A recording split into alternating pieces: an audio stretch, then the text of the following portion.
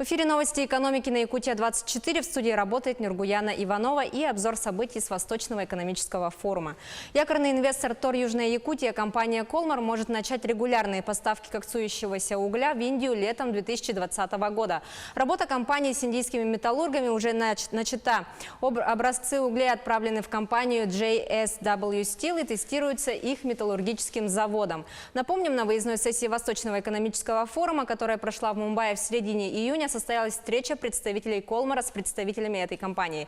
На ней обсуждались результаты анализов образцов коксующихся углей и потенциальных поставок пробных партий. Также прошли встречи с собственниками нескольких коксохимических предприятий и была достигнута договоренность о заключении долгосрочных контрактов на поставку концентрата в 2020 году.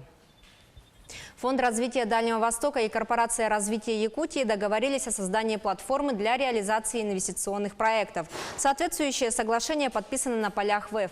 Корпорация развития осуществит поиск проектов, соответствующих критериям инвестирования фонда. Объем участия фонда в проектах, которые будут отобраны и признаны приоритетными, может составить до 20% от общего объема инвестиций. Отметим, что Фонд развития Дальнего Востока уже поддерживает целый ряд инвестиционных проектов республики. В частности, финансирует строительство шахты по добыче коксующегося угля в горнообогатительной фабрике в ТОР Южная Якутия. При поддержке фонда ведется строительство второй очереди круглогодичного тепличного комплекса в ТОР Кангаласы. ВЭП и Японский банк международного сотрудничества подписали кредитное соглашение о финансировании строительства тепличного комплекса «Саюри» в Якутии. Соглашением предусмотрено, что на первоначальном этапе общий объем средств, которые инвестиционные проекты платформы могут получить от японских кредиторов на срок до 10 лет, составляет 15 миллиардов японских йен. С российской стороны финансирование проектов будет осуществляться как Фондом развития Дальнего Востока, так и самой государственной корпорацией развития ВЭП.РФ. Компания МТС инвестирует около 500 миллионов рублей в развитие цифровой инфраструктуры Якутии до 2021 года. Соглашение подписали на полях ВЭФ представители МТС и правительства региона. Также запланировано сотрудничество в формировании пилотных зон для тестирования цифровых продуктов и вертикальных решений в области проекта цифровизации городского хозяйства «Умный город». Хочу особо выделить, что соглашение носит вполне такой конкретный характер по тем направлениям, которые есть. Нам важно, что компания МТС подтверждает готовность продолжать инвестировать средства в развитие инфраструктуры в объеме до 500 миллионов рублей до 2021 года. Но также очень важно, что мы вместе в сотрудничестве будем реализовывать как раз новые сервисы. В Республике Саха-Якутия мы двигаемся быстрее, чем другие регионы. Мы регион инновационный в этой сфере, но движение вперед возможно только в партнерстве с лидерами телекоммуникаций. Компания МТС, безусловно, относится к числу одного из лидеров. И мы планируем в ближайшее время реализовать конкретные сервисы по качеству жизни для горожан по умному городу, по доступу к умным услугам в других сферах. И в здравоохранении обсуждаем, но и другие социальные сервисы будем развивать. Группа ВИС выступит инвестором создания уникального культурного кластера в Якутске стоимостью 18 миллиардов 600 миллионов рублей. Кластер объединит филармонию, центр эпоса и 2 национальных театра. По условиям соглашения группа ВИС выступит в проекте инвестором, проектировщиком и застройщиком, а после ввода объекта будет осуществлять его техническую эксплуатацию в течение 8 лет.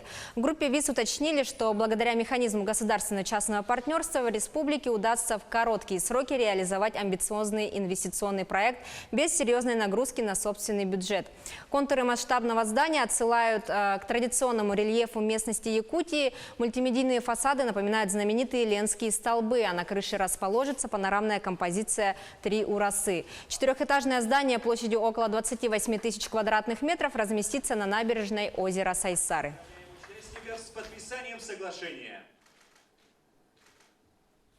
Кроме того, власти региона и группа ВИС договорились о создании на основе ГЧП умной поликлиники в Якутске стоимостью около 3 миллиардов 100 миллионов рублей. Ввод объекта в эксплуатацию запланирован в 2022 году. Поликлинический комплекс площадью 8,5 тысяч квадратных метров на 600 посещений в смену будет оснащен современным магнитно-резонансным томографами, цифровыми ультразвуковыми диагностическими системами экспертного класса, рентгеновским, эндоскопическим, маммографическим и флюорографическим сейсмографическим оборудованием. Группа ВИС обеспечит поставку пусконаладку и последующую техническую эксплуатацию в течение 7 лет после ввода объекта в эксплуатацию. Отметим, что оборудование поликлиники планируется подключить к единой информационной системе «Умная поликлиника». Якутия заключила соглашение с Алроса о сотрудничестве по реализации проекта газификации города Удачный. Первоначальные капитальные вложения составят порядка 5 миллиардов 800 миллионов рублей. Будет построен магистральный газопровод Айхал Удачный протяженностью 60 километров, газораспределительная станция, внутригородские газовые сети к объектам газопотребления, 2 газовые котельные, газовые калориферные для нагрева шахтного воздуха подземного рудника Удачный. Также будут реконструированы тепловые сети Удачного.